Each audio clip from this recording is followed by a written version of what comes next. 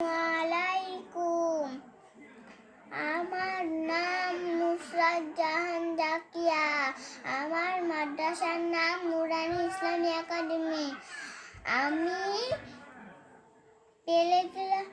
Nursery ক্লাসে পড়ি। আমি আপনাদের সামনে কালিমায়ে শাহাদাত বলবো।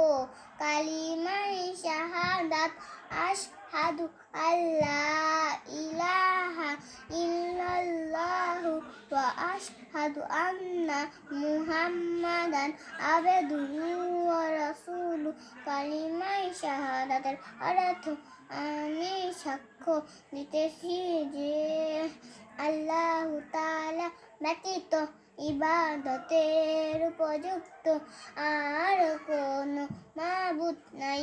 হযরত মুহাম্মদ মুস্তাফা সাল্লাল্লাহু আলাইহি ওয়াসাল্লাম আল্লাহ তাআলার বান্দা ও রাসূল।